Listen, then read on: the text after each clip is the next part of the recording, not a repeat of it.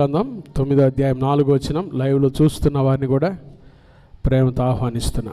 యోబు గ్రంథం, the book of Job, chapter 9. తలుపేయండి.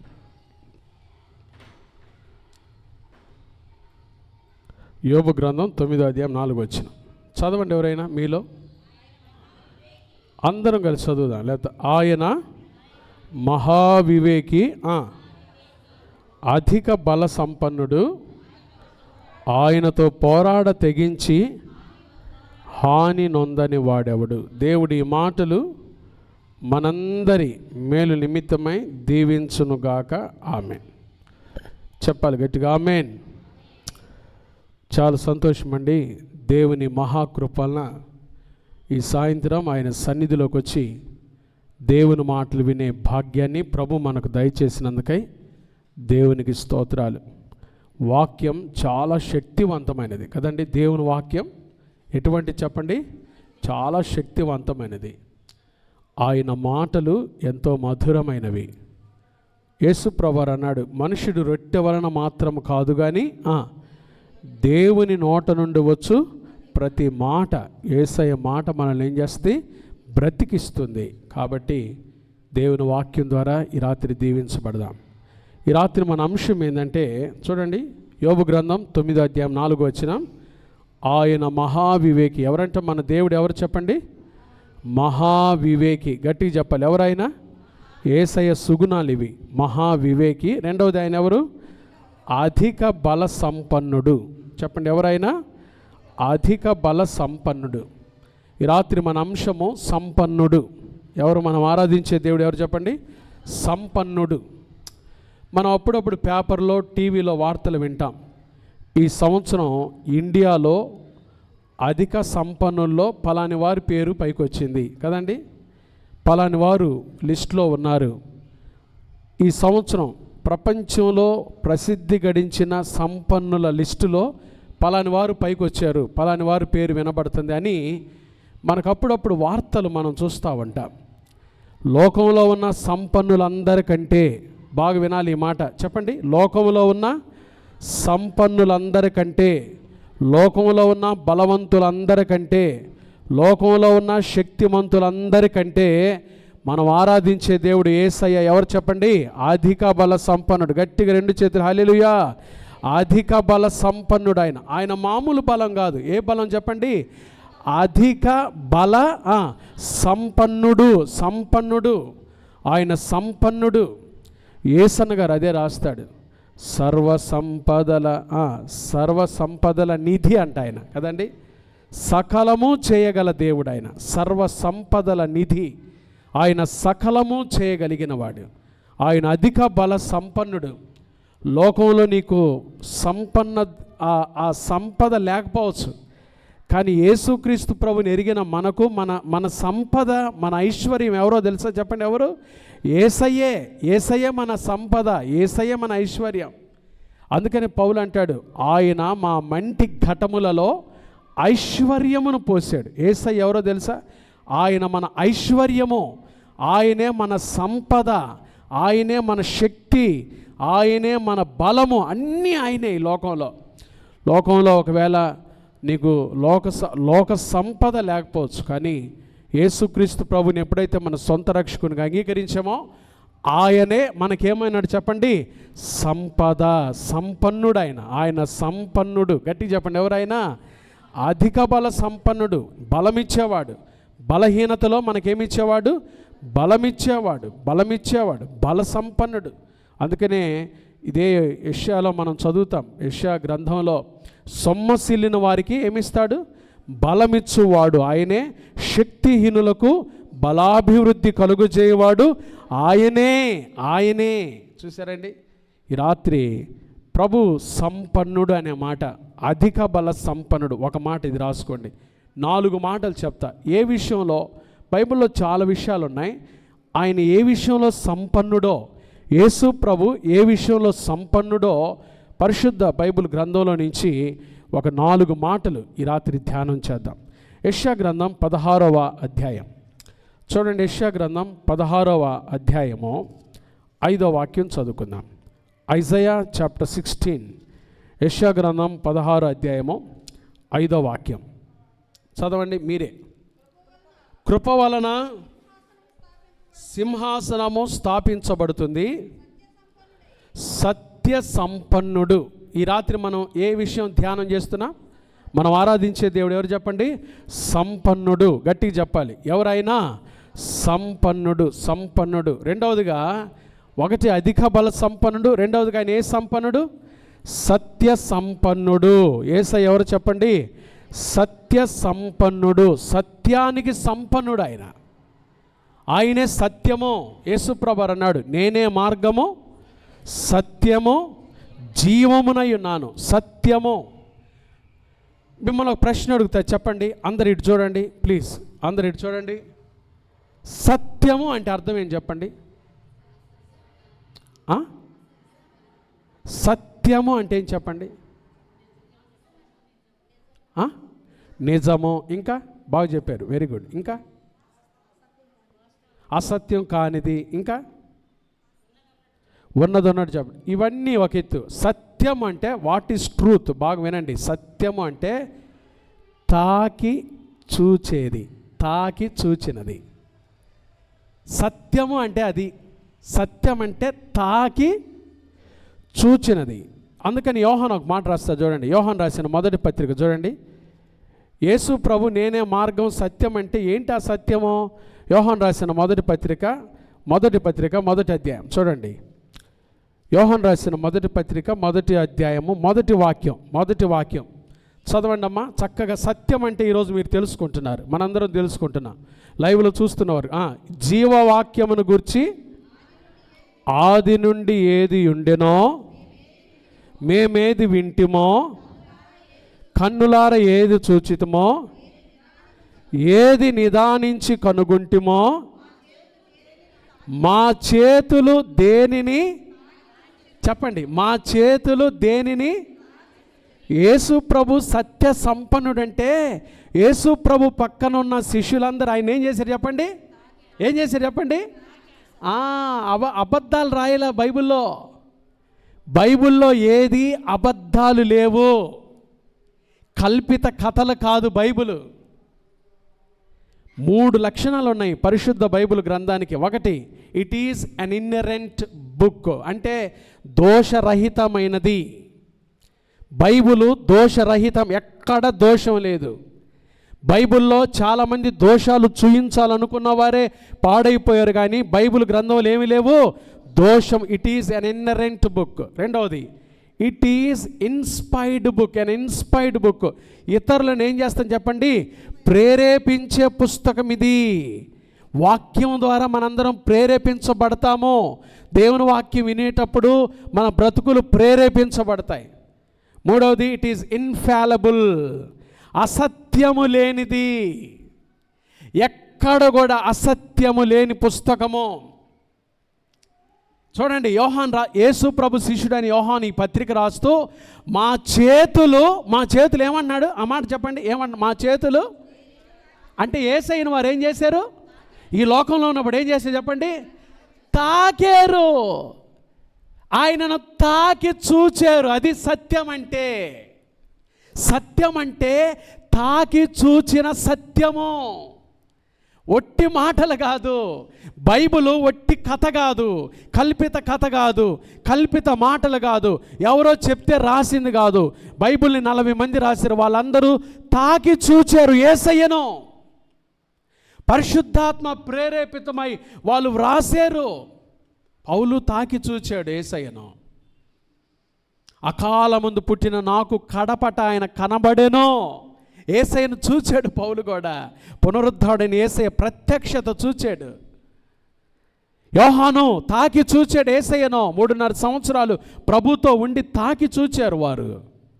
ఆయన మరణాన్ని చూచారు, ఆయన పునరుద్ధానాన్ని చూచారు, ఆయన తండ్రి యొద్దకు ఆరోహణం అవటం చూచారు. ఇవన్నీ తాకి చూచిన సత్యాలు. కాబట్టి యేసయ్య ఎవరు చెప్పండి? చెప్పండి గట్టిగా, ఎవరైనా? ఒకటి, అధిక బల సంపన్నుడు. రెండవది, ఆయన ఎవరు? సత్యానికి సంపన్నుడు. ఆయనలో సత్యం ఉంది, ఆయన ఎక్కడ అసత్యము లేదు. పిలాతు అంటాడు, నీవు రాజువా అంటే, అవును నువ్వు అన్నట్టు నేను రాజునే. అవునా, నేను సత్యమునకు సాక్ష్యమిచ్చుటకు పుట్టాను. My name is truth. నా పేరే సత్యము.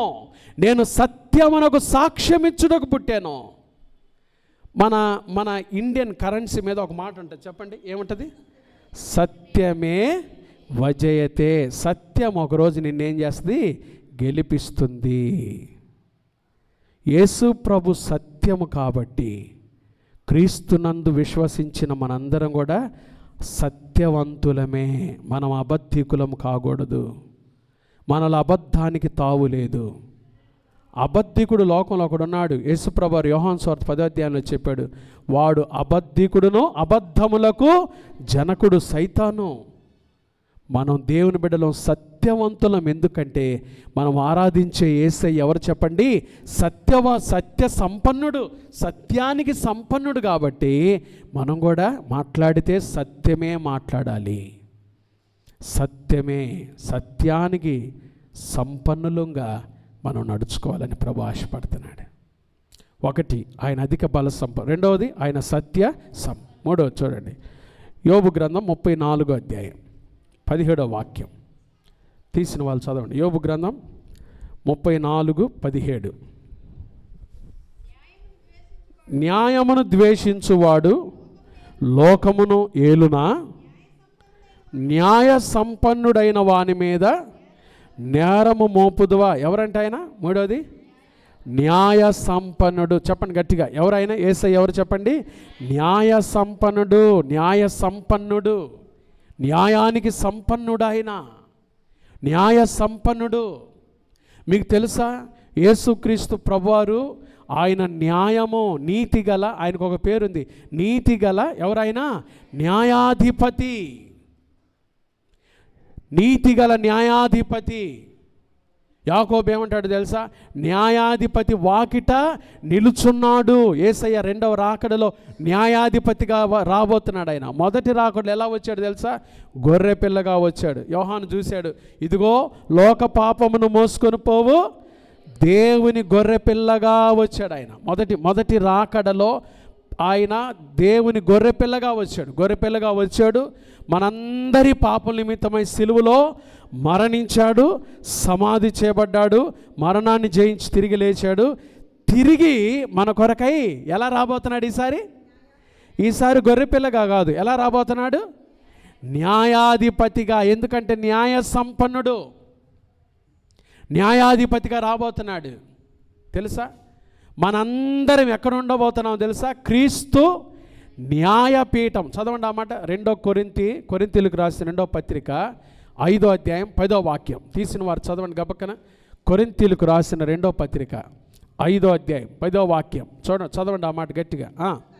ఎందుకనగా తాను జరిగించిన క్రియలు చొప్పున అవి మంచివైనను సరే చెడ్డవైనను సరే దేహముతో జరిగించిన వాటి ఫలమును ప్రతి వాడును పొందునట్లు ఇంక్లూడింగ్ పౌలుతో కలిపి చెప్తున్నాడు, మనమందరమును క్రీస్తు న్యాయపీఠము ఎదుట ప్రత్యక్షము కావలయును. చూడండి ఆ మాట, ఎంత చక్కటి మాట.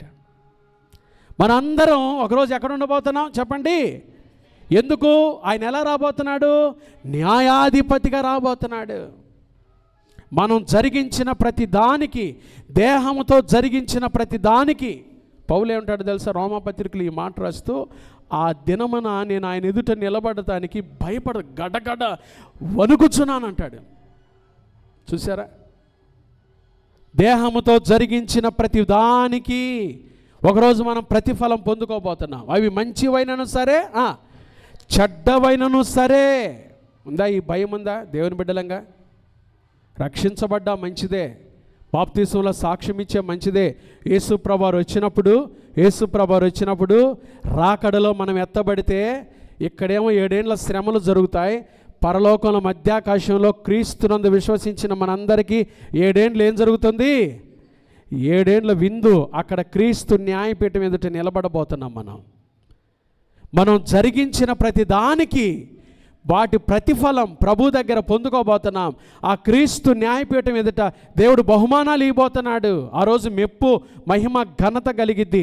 ఒకవేళ మంచి పనులు చేయకపోతే ఆ రోజు దేవుని తీర్పుకు కూడా గురవ్వాల్సి వస్తుంది. ప్రభు అంటాడు, ఎందుకు ఈ పనులు చేసావు? రక్షించబడిన తర్వాత ఎందుకు జాగ్రత్తగా జీవించలేకపోయావు? ఎందుకు నోటన అబద్ధాలు పెట్టుకున్నావు? ఎందుకు జీవితాన్ని మార్చుకోలేకపోయావు? ఎందుకు నేను ఇచ్చిన సమయాన్ని సద్వినియోగం చేసుకోలేకపోయావు? ప్రభు అడుగుతాడు. చెప్పగలమా? క్రీస్తు న్యాయపీఠం ఎదుట నిలబడ్డప్పుడు చెప్పగలమా? జాగ్రత్తగా చెప్పగలమా?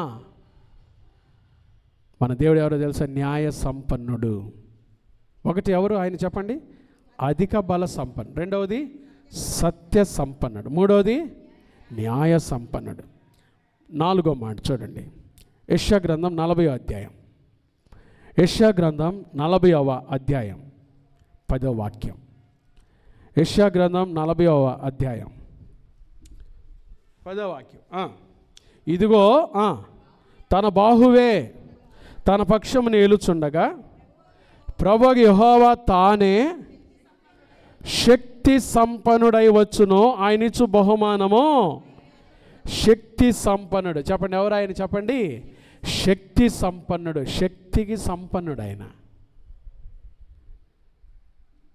సచిన్ టెండూల్కర్ టీవీలో ఒక యాడ్ ఇస్తాడు, Boost is the secret of my energy. నా శక్తికి కారణం ఏంటి చెప్పండి?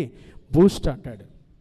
బూస్ట్ శక్తినిచ్చిద్దో ఏదో నాకైతే తెలియదు, కానీ క్రీస్తు రక్తంలో కడగబడి ప్రభు కొరకు బ్రతికే మనకు శక్తి సంపన్నుడు ఎవరు చెప్పండి? యేసయ్యే. యేసయ్యే. ఆయనే మన శక్తి, ఆయనే మన బలం. శక్తి సంపన్నుడు ఆయన. శక్తిహీనులకు ఆయన శక్తినిచ్చువాడు, బలహీనులకు బలమిచ్చువాడు. శక్తికి సంపన్నుడు ఆయన. ఒక వయసు పెరిగే కొద్దీ, బాగా వినండి ఈ మాట, ఒక వయసు పెరిగే కొద్దీ మనలో ఏం తగ్గిపోతుంటుందో తెలుసా? శక్తి తగ్గిపోతూ ఉంటుంది. డాక్టర్ అంటాడు, ఫీమేల్స్ అయితే ఫీమేల్ మల్టీవిటమిన్ ట్యాబ్లెట్ వేసుకోండి కదండి, అంటారా? లేదు చెప్పండి, ఏం ట్యాబ్లెట్ వేసుకోండి? మంచిదే వాడండి. మంచి ఏమొస్తుంది? శక్తి వస్తుంది. దానికంటే కూడా శక్తిది దేవుని వాక్యం.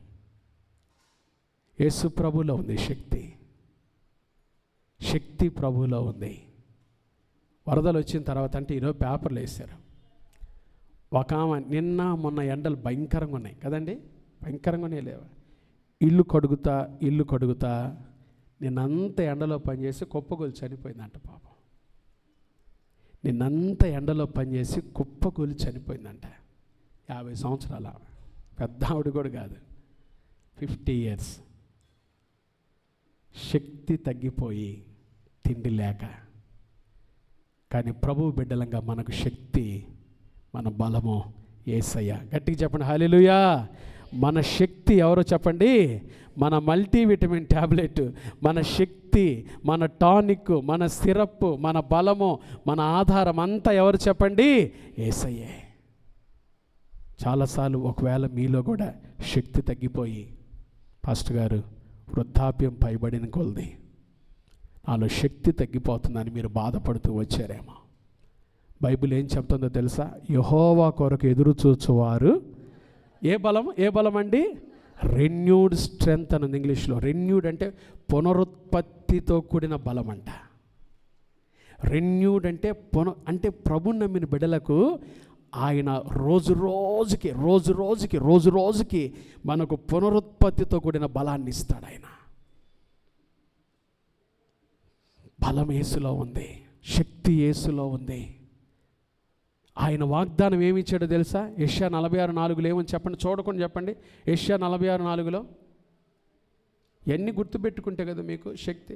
ముదిమి వచ్చు వరకు చెప్పండి అందరూ, ముదిమి వచ్చు వరకు నిన్ను ఎత్తుకొని వాడ నేనే, తల వెంట్రుకలు నెరయ వరకు నిన్ను ఎత్తుకొనుచు రక్షించువాడనో నేనే చేసి ఉన్నాను, చంక పెట్టుకుని వాడు నేనే, నిన్ను ఎత్తుకొనుచు రక్షించువాడనో నేనే అన్నాడు యేసయ్య.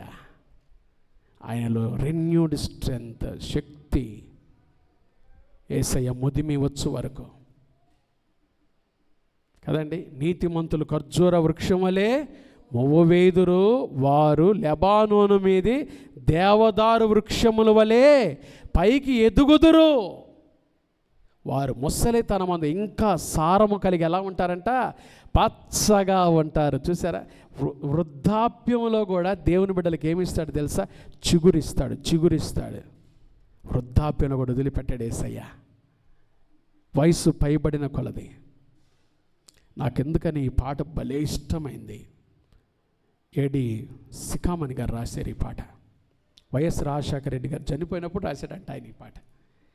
నాకున్న బలము, నాకున్న కలిమి కరిగిపోయున్న, నా యొక్క బలిమి తరిగిపోయిన, నాకున్న కలిమి కరిగిపోయి, కలిమి అంటే సంపద, డబ్బులు, కరిగిపోయిన నా యొక్క బలిమి అంటే బలము, శక్తి, తరిగిపోయిన తన చిత్తం నెరవేర్చుతాడు,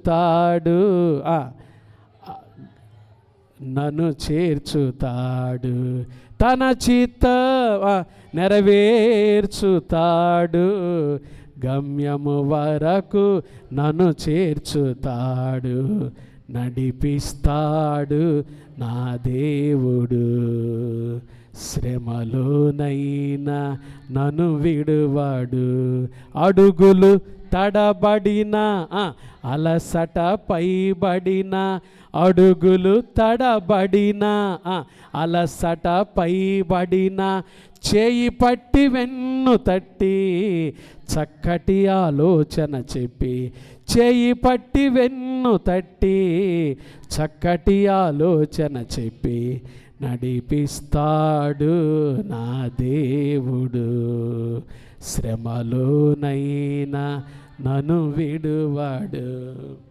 రాజశేఖర రెడ్డి గారు చనిపోయినప్పుడు రాశాడంటే ఆయన బాగా క్లోజ్ అంట సికామణి గారికి రాజశేఖర రెడ్డి గారు. ఆ వార్త విని కొప్పుకూలిపోయాడంట. ఒకసారి ప్రసంగం చెప్తుంటే ఆ వార్త విని కొప్పుకూలిపోయాడంట. లేచి ఆ పాట రాసి ఆయన ఫ్యూనరల్ సర్వీస్కి వెళ్ళి ఆ ఫ్యూనరల్ సర్వీస్లో పాడాడంట. మొదటిసారి పాడితే కుటుంబం అంతా ఏడ్చారంట. మళ్ళీ రెండోసారి కూడా జగన్ గారు వచ్చి అనౌన్స్ చేశారంట, మళ్ళా మా కుటుంబం కోసం ఈ పాట పాడండి అని. దాంట్లో ఆయన రాసిన వచనం, అంధకారమే దారి మూసిన, పావురాల గుట్ట దగ్గర అంధకారమే దారి మూసిన, నిందలే నన్ను కృంగదీసిన. ఆయన చనిపోయిన తర్వాత చాలా నిందలు వచ్చినాయి. అది ఆ వచనంలో పెట్టి రాశాడు ఆయన ఈ పాట. ఈ పాట నేనెప్పుడు తెలుసుకున్నానంటే, కొన్ని పాటలు నాకు దేవుడు కొన్ని సందర్భాలు తెలియపరుస్తుంది. కరోనా టైంలో మే నెల 5వ తారీఖు మేము ఒంగోలు వెళ్ళాం. ఒంగోలు వెళ్ళి ఇంకా ఇక్కడ ఆరాధన జరగటలేదు. ఒంగోలులో కూడా క్లిష్టమైన పరిస్థితులు. ఒంగోలు వెళ్ళి మా అన్న ఐజీ వాళ్ళ ఫ్యామిలీ వచ్చారు. కుటుంబ ప్రార్థన పెట్టుకున్నాం రాత్రి. ఆ కుటుంబ ప్రార్థనలో ఐజీ పాడాడు ఈ పాట. పాడితే నాకు ఎంత ఏడుపు వచ్చింది. అప్పుడు పట్టుకున్నా ఈ పాట, అప్పుడు పట్టుకున్నా. నడిపిస్తాడు ఆయన, శ్రమలో వదిలిపెట్టాడు ఆయన. మన కలిమి తరిగిపోయినా, బలము కరిగిపోయినా వదిలిపెట్టాడు. తన చిత్తం నెరవేరుస్తాడు, గమ్యం వరకు మనల్ని చేర్చుతాడు, వదిలిపెట్టాడు మధ్యలో. కాబట్టి మనం ఆరాధించే దేవుడు శక్తి సంపన్నుడు. 4 మాటలు విన్నాం, చెప్పండి. 1, ఎవరైనా అధిక బల సంపన్నుడు. 2వది సత్య సంపన్నుడు. 3వది న్యాయ సంపన్నుడు. 4వది శక్తి సంపన్నుడు. ఆఖరి మాట చూద్దాం. ఎఫెసీ పత్రిక 2వ అధ్యాయం. ఎఫెసీ పత్రిక 2వ అధ్యాయం 4వ వచనం. ఎఫెసీ పత్రిక 2వ అధ్యాయం. అయినను దేవుడు ఎవరంట? కరుణా సంపన్నుడు. చెప్పాలి గట్టిగా, ఎవరైనా కరుణా సంపన్నుడు. కరుణకే ఎవరాయన చెప్పండి? సంపన్నుడు. కరుణకే సంపన్నుడు ఆయన. లోకంలో చాలాసార్లు మనం ఏం కోరుకుంటాం తెలుసా? పలాని వాళ్ళ కరుణ నా మీద ఉంటే బాగుండు అనుకుంటాం కదండి. మనం ఎక్కడైనా పని చేస్తే మన పై అధికారుల కరుణ నా మీద ఉంటే బాగుండు అనుకుంటాం కదండి.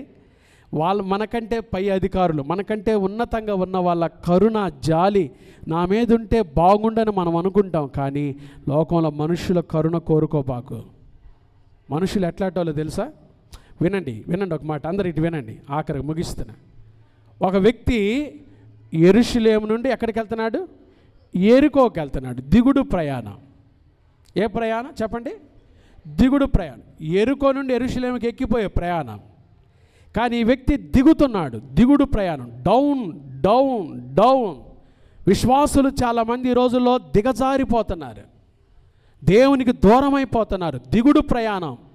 దైవ సన్నిధి లేక, దేవుని వాక్యంలో నిలబడలేక, ప్రభు కోసం పోరాట పటిమ లేక, పాపంతో రాజీ పడిపోయి ఏ రోజుకు ఆ రోజు కదండి, ఏ రోజుకు ఆ రోజు స్థిరమైన మనసు లేక దిగుడు ప్రయాణం. దిగజారుతున్నారు, విలువల్లో దిగజారుతున్నారు, వాక్యంలో దిగజారుతున్నారు, లోక సంబంధమైన జీవితంలో దిగజారుతున్నారు, పౌరుషంలో దిగజారుతున్నారు, రోషంలో దిగజారుతున్నారు. చెప్పండి, మీరు ఎంతమంది ఈరోజు మౌన ధ్యాన సమయం గడిపొచ్చారు? క్వైట్ టైం గడిపారు? దేవునితో బైబిల్ తీసుకొని ఏకాంతంగా బైబిల్ చదువుకొని ఏకాంతంగా ప్రార్థన చేసుకున్నారా? లేదు. దిగుడు ప్రయాణం. రోజులు గడిచే కొద్దీ రాకడ సమీపంగా ఉందని వాక్యం చెబుతుంటే ఇంకా దేవుని హత్తుకొని వెంబడించాల్సిన మనము దిగజారిపోతున్నాం. ప్రార్థన లేకుండా, బైబిల్ లేకుండా, రోజు ఆయనతో ప్రారంభించుకోకుండా దిగజారిపోతున్నా. దిగుడు ప్రయాణం. దిగుడు ప్రయాణంలో ఏం జరిగిందో తెలుసా? దొంగలు కొడతారు, జాగ్రత్త. ఈ వ్యక్తిని కూడా ఎవరు కొట్టారు చెప్పండి? దొంగలు కొట్టారు. దొంగల చేత కొట్టబడి కొర ప్రాణంతో వదిలిపెట్టేశారు. లోకం అలాగే వదిలిపెట్టింది. కొర ప్రాణంతో వదిలిపెట్టేశారు. అతని కాడున్న అన్నీ దోచుకున్నారు. డబ్బులు దోచుకొని ఉంటారు, తన బట్టలు దోచుకున్నారు, దోచుకొని కొట్టి కొర ప్రాణంతో. దిగుడు ప్రయాణంలో చాలా నష్టం ఉంటుంది. దిగజారి క్రీస్తు నుండి వేరై మనం జీవిస్తే ఈ దిగుడు ప్రయాణంలో దొంగలు ఉన్నారు, కొడతారు, కొట్టించుకోవాల్సి వచ్చింది. అంతేకాదు వారు దోచుకుంటారు. దొంగ దోచుకుంటాడు, సైతాన్ దోచుకుంటాడు, నీ సంతోషాన్ని దోచుకుంటాడు, నీ ఆత్మీయ విలువలు దోచుకుంటాడు. దేవునికి ఎప్పుడైతే దూరం అయిపోతావో నీలో ఉన్న సంతోషం దోచుకుంటాడు. వాడు వస్తువులు దోచుకుంటాడు, డబ్బులు దోచుకుంటాడు, బట్టలు దోచుకుంటాడు. బట్టలు దోచుకొని వదిలిపెట్టేసి నీ చావును వదిలిపెట్టి వాడు అలా పడున్నాడండి.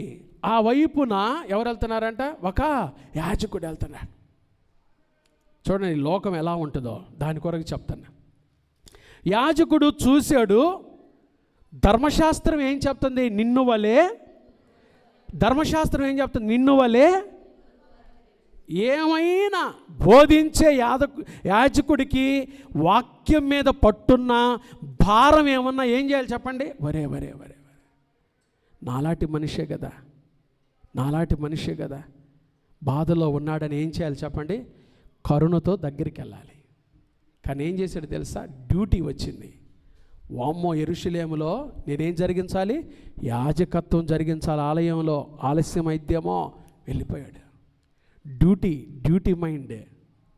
కొంతమంది వాళ్ళ డ్యూటీలతో నిమగ్నమైపోయి పక్కన వాళ్ళు కూడా పట్టించుకోలేకపోతున్నారు.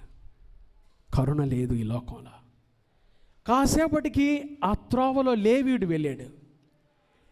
లేవీయుడు కూడా చూశాడు. కొర ప్రాణంతో మూలుగుతున్నాడు.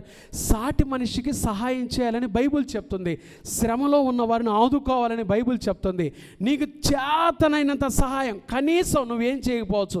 108 కన్నా ఫోన్ చేసి చెప్పచ్చు కదా, 104 కన్నా ఫోన్ చేసి చెప్పచ్చు కదా. లేకపోతే వాళ్ళ బంధువులు ఎవరైనా వివరాలు తెలిస్తే, అమ్మా ఇట్లా జరిగింది, ఇదిగో ఈ రోడ్డు పాలయ్యి ఉన్నాడు, కనీసం వచ్చి ఏదైనా సహాయం చేయండి, ఎవరికైనా చెప్పచ్చు కదా. నువ్వు పెట్టలేకపోతే పెట్టేవారికి 2-3 కన్నా చెప్పచ్చు కదా. పరిచారకుడు కదా, దేవుని మందిరంలో సేవ జరిగించేవాడివి కదా, మందిరం మీద ఆధిపత్యం జరిగించే నీకు తెలియదంతే. వాడు కూడా పట్టించుకో, వాడి పనిలో వాడు వెళ్ళిపోయాడు. అమ్మో, నాకు యెరూషలేము దేవాలయంలో అందరూ బలిపీఠం దగ్గరికి వచ్చి ఉంటారు, నేను బలులన్నీ జరిగించాలి అని వెళ్ళిపోయాడు. ఒకడికేమో డ్యూటీ వస్తే, ఒకడికేమో రెస్పాన్సిబిలిటీ, బాధ్యతలు గుర్తొచ్చినాయి, వెళ్ళిపోయాడు. మూడోవాడు సమరయుడు వెళ్తున్నాడు ఆ త్రోవలో. వాస్తవంగా యూదులకి సమరయులకి ఏమి లేదంట. పచ్చ గడ్డేస్తే ఏమవుతుంది? బొగ్గుమని రగిలిపోతుంది. అంత వైరం, అంత కోపం. అయితే సమరయుడు మూలుగు విన్నాడండి. దిగాడు, గాడిద దిగాడు, దగ్గరకు వచ్చాడు. వెంటనే తన హృదయం చలించిపోయింది, కడుపులో నుంచి ప్రేమ వచ్చింది. ఏం చేశాడు తెలుసా? తన దగ్గర ద్రాక్ష రసం ఉంది. ఆ రోజుల్లో ద్రాక్ష రసము ఫస్ట్ ఎయిడ్ కింద వాడేవారు. ఆ ద్రాక్ష రసంతో ఏం చేశాడంట? తన కట్లు కట్టాడు, తన గాయాలు కట్టాడు, పూసాడు. ఈ రోజుల్లో చిన్న గాయం అయితే మనం ఏం పోస్తాం? స్పిరిట్ పోస్తాం, టించర్ అంటారు కదండి. చిన్నప్పుడు మాకు దెబ్బ తగిలితే స్కూల్లో ఏం పెట్టేవాళ్ళు తెలుసు? ఫస్ట్ ఎయిడ్ కిట్ టించర్ ఉండేది. ఆ టించర్ పూసినట్టుగా ద్రాక్ష రసం పూసాడు, మంచినీళ్ళు తాపాడు, తన గాడిద మీద ఎక్కించుకున్నాడు. పోటకోల వాని ఇంటికి, సంఘానికి, పోటకోల వాని ఇంటికి, సంఘానికి తీసుకొచ్చాడు. 2 నాణ్యాలు ఇచ్చాడు. కొత్త నిబంధన, పాత నిబంధన బైబిల్ ఇచ్చాడు. ఇంకా ఏమైనా తక్కువైతే చెప్పు, నేను మరలా వస్తాను. ఎంత గొప్ప మనసు, కరుణగల మనసు యేసయ్యది. గాయాల పాలైన సమరయుడు, యూదుడు, వైరం ఉంది, విరోధ భావం ఉన్న, కరుణతో నింపబడ్డాడు, జాలిగల పరిచర్య చేశాడు. లోకంలో ఎవరు నీ మీద కరుణ చూపించినా చూపించకపోయినా, ఎవరు నీ మీద జాలి పడినా పడకపోయినా, యేసయ్య పేరేం పేరు చెప్పండి? ఆయన ఏ సంపన్నుడు? కరుణా గట్టిగా చెప్పాలి. ఏ సంపన్నుడు ఆయన? ఆయన నిన్ను కనికరించేవాడు. మీరు కూడా ప్రార్థన చేసేటప్పుడు ఈ మాట చెప్పండి. యేసయ్యకి ఆ మాట అంటే భలే ఇష్టం. యేసయ్యా నన్ను కరుణించయ్యా అనే మాట అంటే, మీ హృదయపు లోతుల్లో నుంచి ఆ మాట అంటే, ప్రభు మీరు ఏ పరిస్థితుల్లో ఉన్నాడో మిమ్మల్ని కరుణించుటకు ఆయన కరుణా సంపన్నుడు. రక్షించనేరకున్నట్లు ఆయన హస్తము కురుచ కాలేదు కదండి. దేవుడి రాత్రి కరుణా సంపన్నుడైన దేవుడుగా మీకున్న గాయాలు కట్టునుగాక, కరుణతో మీ పరిస్థితులన్నీ చక్కదిద్దునుగాక, మీ కుటుంబ పరిస్థితులన్నీ కరుణతో బాగు చేయునుగాక. ఆయన జాలిగల దేవుడు, కరుణా సంపన్నుడు కాబట్టి కరుణ కలిగిన హస్తాన్ని మీ మీద చాపి మీ కుటుంబాలను, మిమ్మలను ఆశీర్వదించునుగాక. చెప్పండి గట్టిగా. ఎవరు? యేసయ్య సంపన్నుడు. ఏ సంపన్నుడు? 1 అధిక బల సంపన్నుడు, 2వది సత్య సంపన్నుడు, 3వది న్యాయ సంపన్నుడు, 4వది శక్తి సంపన్నుడు, 5వది కరుణా. చెప్పాలి గట్టిగా. ఏ సంపన్నుడు? అందరు కళ్ళు మూసుకోండి. మీకు తోచిన మాట, ఈ 5 మాటల్లో మీకు తోచిన మాట మీరు అనుకోండి. 2 చేతులు మీ గుండెల మీద పెట్టుకోండి. ప్రభా నన్ను కరుణించయ్యా, ప్రభా న్యాయ సంపన్నుడుగా నాకు న్యాయం తీర్చయ్యా, సత్య సంపన్నుడుగా నా పట్ల సత్యమైన కార్యాలు చెయ్య, శక్తి సంపన్నుడుగా నా పట్ల శక్తి చూపించయ్యా, అధిక బల సంపన్నుడుగా నాకు బలము, సంపద దయచేయ. మీరు అడగండి, మీకు ఏది కావాలో మీరు అడగండి. దేవుని అడగండి. రాత్రి కరుణా సంపన్నుడుగా నా మీద కనికరం చూయించయ్యా, నా కుటుంబాన్ని కరుణించయ్యా, నేనున్న పరిస్థితులను కరుణించయ్యా, జాలిగల దేవుడవయ్యా, కరుణా సంపన్నుడైన దేవుడుగా నా ఆరోగ్యాన్ని కరుణించయ్యా, నన్ను కరుణించయ్యా, నన్ను కరుణించయ్యా. మీరు అడుగుతూ ఉండగానే ఈ రాత్రి మీరు ఏదైతే దేవుని సన్నిధిలో అడుగుతున్నారో, మీరు అడుగుతూ ఉండగానే నా ప్రభు మీరు అడిగిన ప్రతీది ఆయన సన్నిధిలో మీకు సమృద్ధిగా దయచేయునుగాక, ఆయన సన్నిధిలో మీకు సమృద్ధిగా దయచేయునుగాక. కరుణా సంపన్నుడుగా ఆయన మీ మధ్యలో దిగి వచ్చినాడు. కరుణతో మీ కుటుంబాలను ఆశీర్వదించునుగాక, మీ బిడ్డల విషయాల్లో కరుణతో కార్యాలు జరిగించునుగాక, కరుణతో మిమ్మల్ని మీ పిల్లలను ఆశీర్వదించునుగాక, కరుణించి మీకు స్వస్థత దయచేనుగాక, కరుణించి మీ పట్ల అధిక కార్యాలు, అధిక బల సంపన్నుడుగా ఆయన సంపదించి మీ కుటుంబాలను ఆశీర్వదించునుగాక. ఆమేన్. మహాపరిశుద్ధుడా, దయగల దేవా, ప్రేమాస్వరూపి నీకు స్తోత్రాలయ్యా. ఈ రాత్రి బైబిల్ ఈ స్త్రీల సమాజ కుడికిలో మీరు అధిక బల సంపన్నుడు అని, సత్య సంపన్నుడు అని, న్యాయ సంపన్నుడు అని, శక్తి సంపన్నుడు అని, కరుణా సంపన్నుడు అని మీ విన్న 5 మాటలు మా ఆత్మీయ జీవితాలకు అన్వయించుకొని మీకు ఇష్టంగా మేము నడిచే కృపా భాగ్యం దయచేయమని, ఈ వాక్య పరిచర్య ద్వారా మీ నామానికి మహిమ తెచ్చుకోమని, తండ్రి చేరువచ్చిన సంఘాన్ని, స్త్రీల సమాజం లైవ్లో చూస్తున్న బిడ్డలను మిక్కిలి దీవించి వారి కుటుంబాల్లో కరుణ కలిగిన మీ కార్యాలు జరిగించి మిక్కిలి ప్రతి ఒక్కరిని ఆశీర్వదించమని యేసు నామమున ప్రార్థిస్తున్నాము తండ్రి. ఆమేన్.